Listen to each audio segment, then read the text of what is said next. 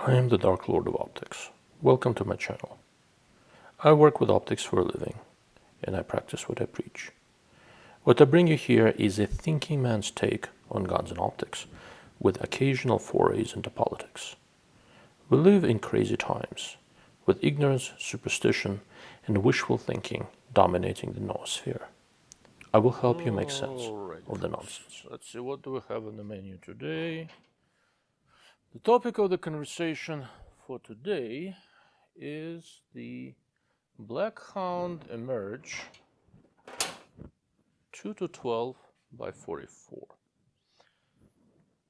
It is an interesting sort of dilemma. On one hand, there is a lot to like about the scope. It's a nice scope.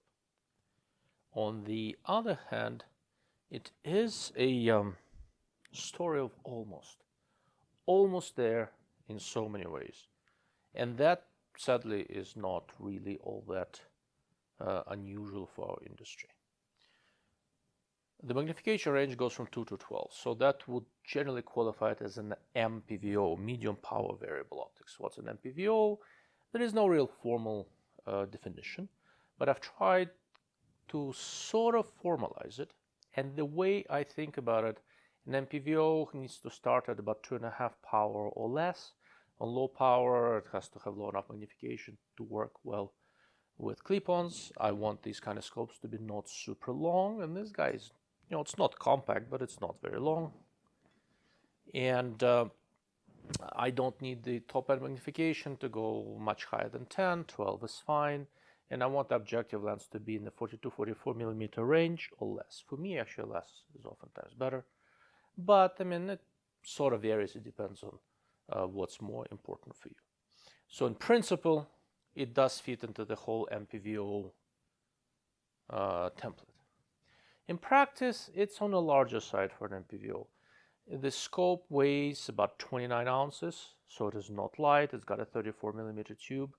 Looking at the basic configuration, there are several things here that are kind of interesting in that the turrets are enclosed and there is no zero stop. There is side focus, there is illumination, there are 6 illumination levels with offsettings in between. Eye relief is reasonable, it's about 3.5 inches. And all the controls work smoothly. Optomechanically, it is a very, very nice package. How does it compare to the peers? Well, here's a spec table for you. And if you look at it carefully, it is not bad. It is on a heavy side, but it's not the longest. There are longer scopes out there. It's reasonably well packaged. A few things stand out. So let's first talk about what is good. What are the positive qualities? Well, it is clearly a well-made scope. It's made in Japan. I think the OEM is Japan Optics Limited. And this is honestly, in terms of overall optical mechanical design, this is probably one of the better scopes I've seen to date from Japan Optics Limited, which is not a bad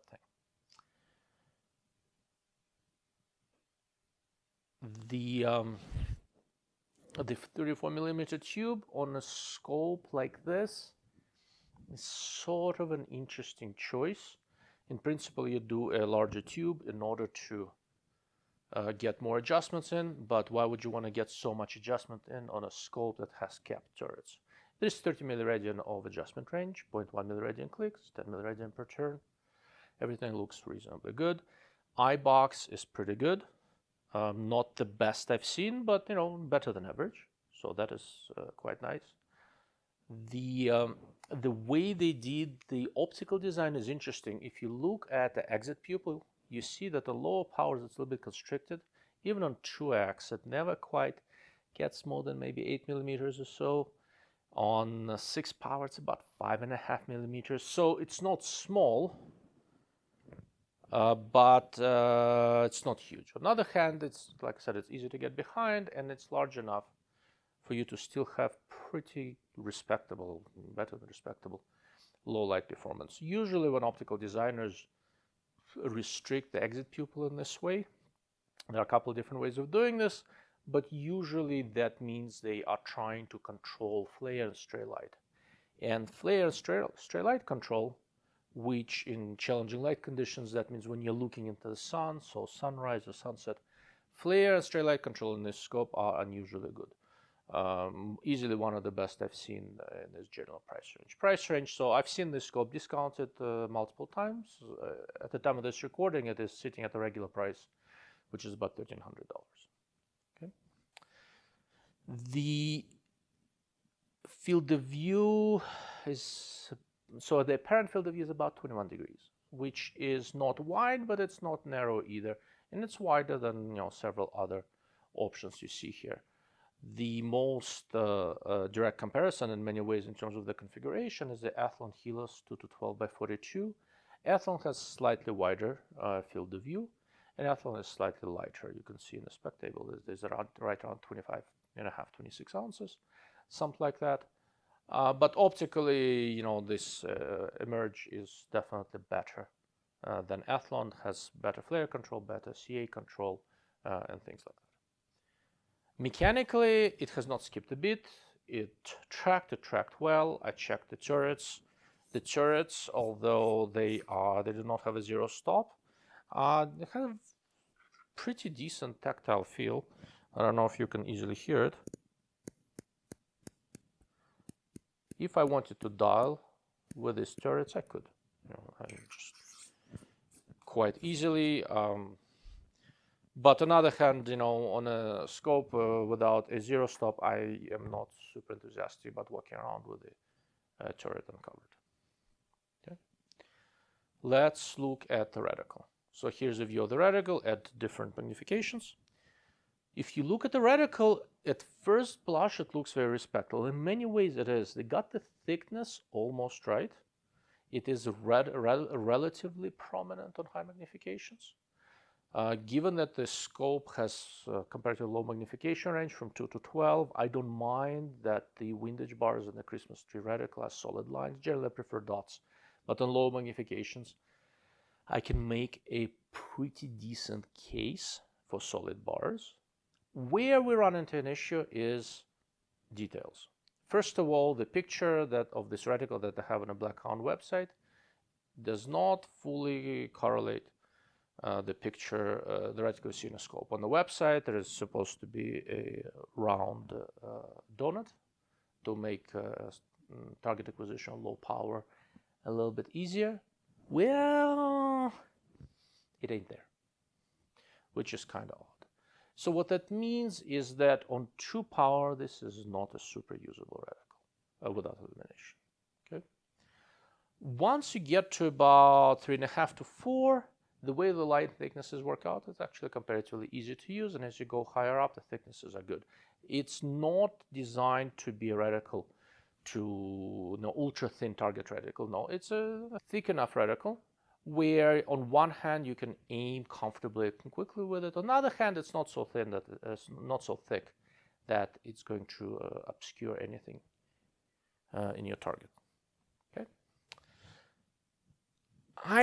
When I first started using this reticle, I tried to shoot a little bit further out, started holding for wind, started making mistakes, and then it dawned on me something that I did not fully realize. If you look at how the windage marks are done in a tree, each hash mark is 0.5 milliradian, and a 0.5 milliradian and 1 milliradian and 1.5 and 2, etc. hash marks look exactly the same.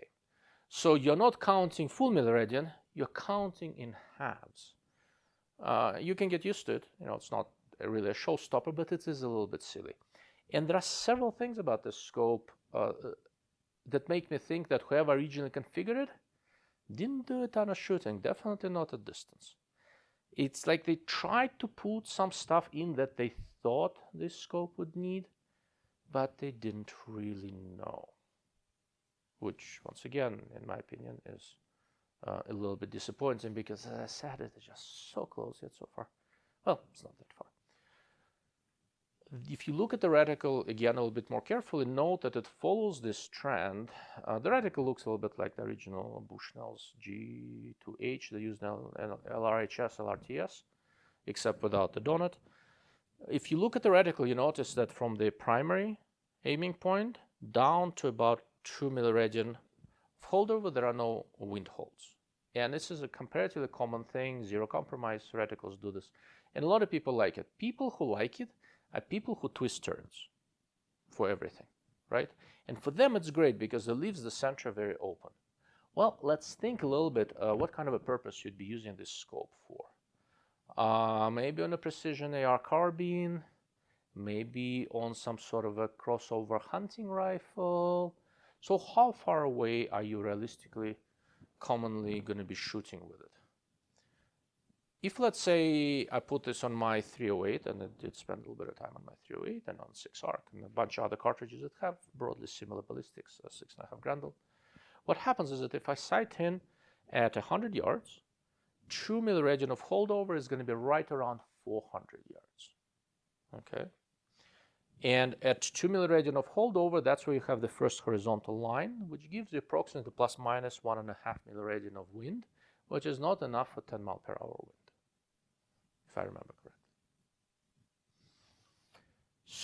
So if you are shooting when there is not too much wind, you got your holdover marks, and you'll be okay. But if the wind exceeds 7-8 miles per hour, you don't have anything to hold with. Under normal circumstances, that's not necessarily a bad thing, because what happens the way I usually shoot, so I like to use the reticle within 400 or 500 yards, which in this case, it doesn't give me a ton. If I zero my hunting rifles at 200 yards for that same 308, so the load I normally use, if I zero 200 yards, 2 milliradians of holdover gets me to 450 yards, right? And at 450 yards is my first wind marks. Great. The way I like to use scopes like this is that, okay, if there's not too much wind, I'm going to hold over with the reticle. It's relatively quick. I do it all the time.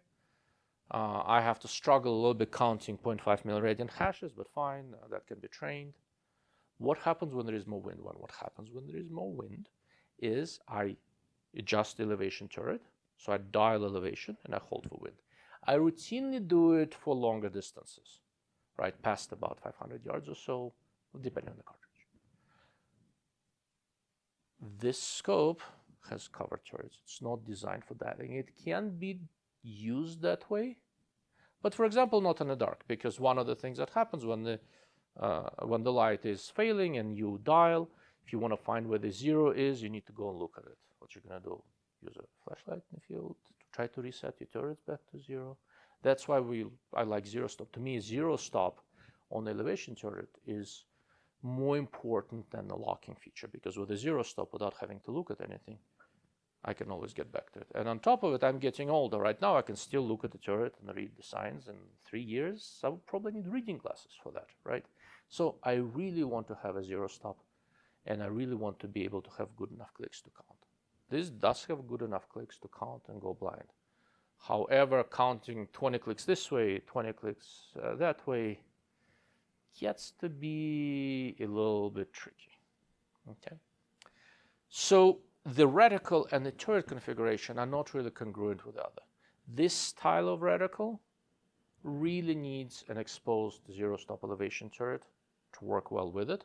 And if you're covering the turrets, then you need to make the reticle a little bit more sophisticated so that you have a little bit more wind holds, etc., and make it a reticle use scope only.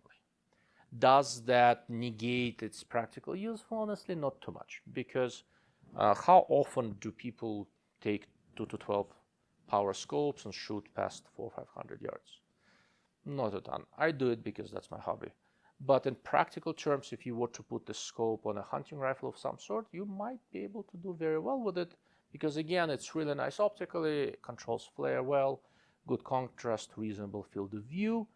And the reticle does allow you to make all the necessary holds you would have in any conventional hunting situations, right? If you're going to go shoot something at 800 yards, this is an animal at 800 yards, this is not a scope for you. If you want to shoot at the plates at 800 yards, you can actually do that very nicely. I did just that out to almost 800 yards on this AR-15 just a couple of days ago. Yes, this is filmed. Honestly, as far as reticles go, many years ago, I put together this reticle called from Optical that had a little center crosshair structure and a non-illuminated donut around it. When I was developing that reticle concept originally, The scopes I really wanted to do this for was something like this. It ended up in Meoptis 3-18, and here's a picture of the reticle I mean. But that style reticle here would have been just right, because the donut would give you some speed and reticle visibility on low power. What happens here right now with this scope is you go down on 2x, here's a picture, the reticle becomes really, really thin. What happens if you turn on the illumination? Well, the thick bars are not illuminated, right? But the entire center portion together with the Christmas tree is illuminated, and the illumination brightness does not go all that dark.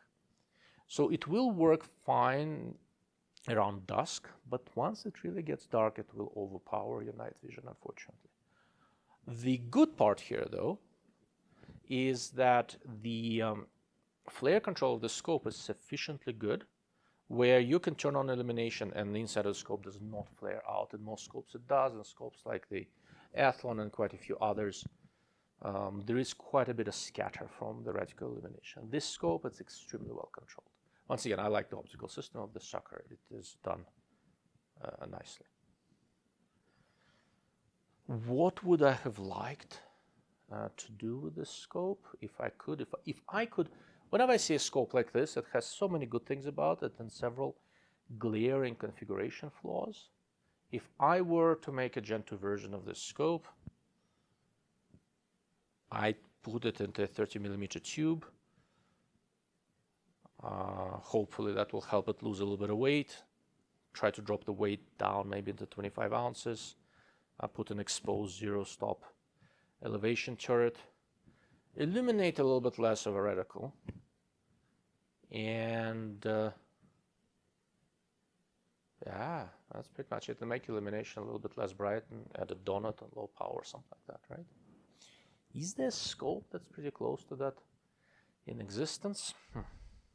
Let me see if I have something. There are a few scopes in this safe, so maybe I can come up with something. Well, this is not quite that, but it's very close. And I'm going to use this as just an example of the configuration that should work pretty well for this. This is tracked toric 2.5 to 15 by 44. It is longer than the Blackhound. I would have preferred toric to be a little bit shorter. Has 30mm tube, about the same amount of adjustment. A little longer eye relief, a little bit narrower field of view, unfortunately. It has a covered windage turret. It has a locking and zero-stop elevation turret. Side focus, illumination. I think toric focuses down to 10 yards, and Blackhound I think also goes to 10 yards if I remember correctly. Yes, also 10 yards, maybe a little closer. I don't remember, I measured it, but it was a while back. But at least 10 yards. So it's not a bad thing. Okay. The big reason why for general purpose hunting scope, if you're ever going to work with a clip-on 2 power on the low end, is a lot better than 2.5 power. If you look at a table, the difference in field of view is actually pretty significant. And these quirky things with this scope keep on popping up in the most unexpected places. For example, when I first put the sunshade on, I'm looking at this going, this is making a bigger difference for the image than I anticipated. Not necessarily a bad difference, like good image quality, right? But it just looks a little bit darker at low power. Then I look at it. So they ship you this sunshade with the scope. Notice anything interesting about the sunshade? The back of the sunshade is a nicely designed large cell ARD. So ARD goes to about this far, and in front of ARD is a regular sunshade. So I measured a little bit the dimensions, and I'm looking at this going, all right, so this whole 2 inches on the front of the sunshade is completely useless because ARD is already doing everything it's supposed to be doing. The purpose of the ARDs is to give you the same effect as the sunshade, even less and better reflection resistance. in a shorter package, right? So if you don't need reflection resistance, you're just trying to do flare control, you can just use a sunshade. It's going to be longer, it's going to take more space, but it'll largely do the same thing as an ARD does. Here they integrated it in one. It's like somebody was looking at this saying, man, people use sunshades and ARDs. We're going to make a sunshade ARD. Why? Right? It's like the whole thing was configured by a dilettante. Look at the different features on the market, trying to make it appealing on paper, not understanding what all of this means. Since I got this Blackhound, it was purchased by Reticle. So now Reticle and Blackhound are owned by the same people. The gentleman I was originally asking some questions, trying to figure out how this was configured, is no longer with Reticle. So I don't have anybody really to ask. I've first, when I first got my hands on, which was admittedly a while back, I've had this scope for a while. I like it. I tried to get some answers on why all these small silly things were done, and I never got any sort of an answer. And I have a suspicion that the people I was talking to didn't know. Somebody configured it because they thought it would be cool, but nobody thought through it very well. Usually people who do it end up with a shitty scope, but in this case, because the fundamentals of the design were quite good, right? It's actually a very respectable scope, but these small irritating quirks somewhat compromise the range of applications where this design truly excels. As configured, this scope is actually done very well.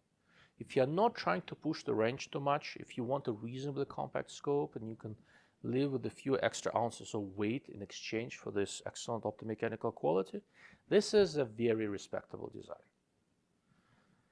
It just irritates me because it's almost there. It is so close. Yet, the search goes on.